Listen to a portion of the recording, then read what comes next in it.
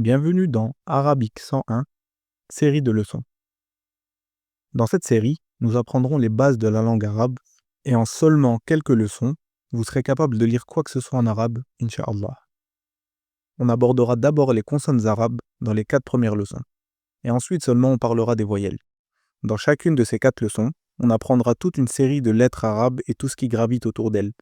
Donc, dans la première leçon, on se concentrera sur les 7 premières lettres. Mais avant cela, il est important de comprendre que chaque lettre en arabe peut apparaître dans 4 positions différentes, détachée, au début, au milieu ou à la fin. Et il se pourrait que la lettre s'écrive différemment selon sa position dans le mot. Donc, comme vous pouvez le voir, la lettre utilisée pour cet exemple garde sa caractéristique principale, le point en dessous d'elle, bien qu'elle ait légèrement changé d'apparence. Pour rappel, on ne traitera que les 7 premières lettres dans cette leçon. Commençons avec la première lettre du lot, qui n'est autre que alif. Alif est la première lettre et fait le son A, comme dans le mot chat. Et lorsqu'elle est employée, elle apparaît dans ces 4 positions, détachée, au début, au milieu et à la fin. Remarquez que certaines lettres gardent leur apparence bien que la position ait changé. Il est donc très important d'apprendre chacune de ces positions et également de voir comment on les écrit, de sorte à vous habituer au mouvement et aux traits d'écriture des lettres arabes. Passons à la lettre suivante. Ba. Ba représente le son B, comme dans le mot bonjour. Et ça, ce sont ses formes d'écriture, détachées au début, au milieu et à la fin. Et c'est la lettre que l'on utilisait dans l'exemple précédent. La troisième lettre est Ta, et on remarque directement qu'elle ressemble presque trait pour trait à la lettre précédente, si ce n'est les 2 points au-dessus à la place de celui en dessous. Elle est comparable au son T, comme dans le mot tirer, et vous vous y attendez probablement, elle ressemble à la lettre Ba dans ces 4 positions aussi, détachée au début, au milieu et à la fin.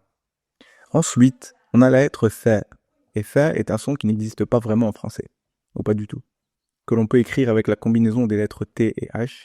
Un exemple en anglais du son Fa serait le mot three, qui veut dire 3.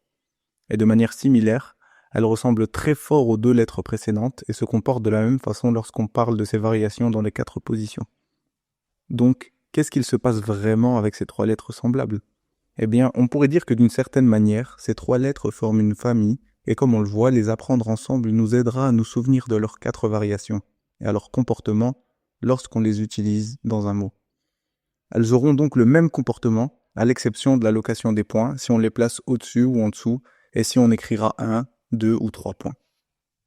Voyons comment elles sont utilisées dans de vrais mots. Le premier mot, ab, qui signifie père. Et comme ça apparaît ici, le mot est constitué des 2 versions détachées des lettres alif et ba. On a utilisé ba détaché ici, car en fait, alif ne peut jamais être connecté par la gauche. Prochain exemple, bab, qui signifie porte. Et ici, de nouveau, on voit que le alif a pu être connecté par la droite avec le ba, mais pas par la gauche. Et c'est pour cela que l'on a de nouveau utilisé la version détachée de ba, parce qu'elle n'a pas pu être attachée au alif par la gauche. Prochain exemple, bath, qu'on peut traduire par diffusion, une diffusion radio par exemple.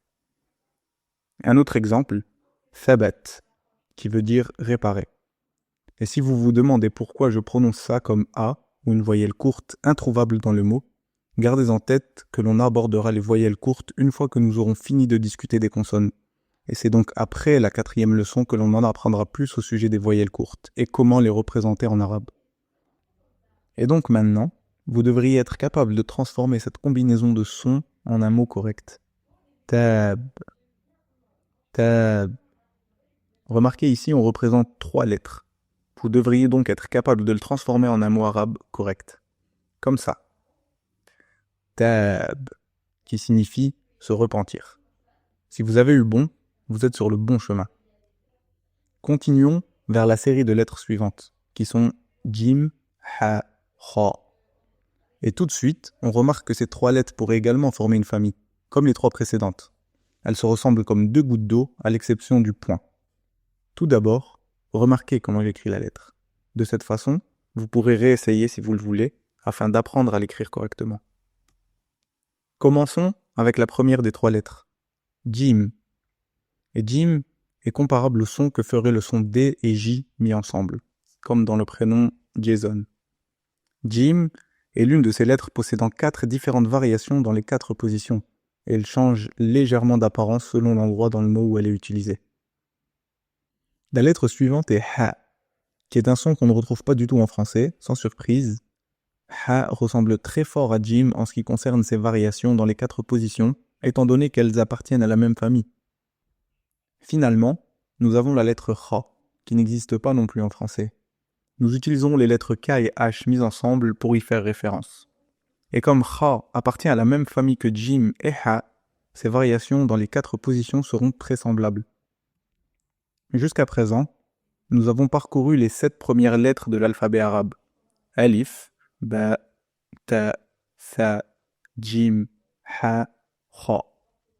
Apprendre les lettres en groupe ou en famille ayant des caractéristiques similaires rendra les choses bien plus simples et vous fera gagner un temps considérable lorsque l'on commencera à travailler avec d'autres lettres.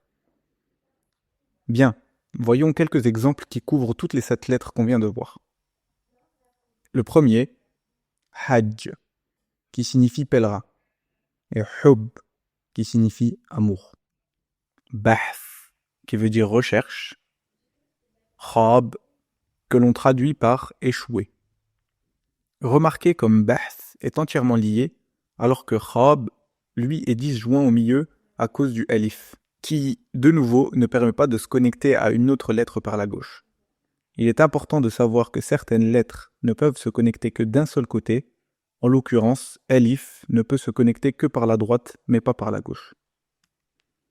À présent, voici quelques exercices que vous pouvez faire pour tester votre compréhension de la leçon.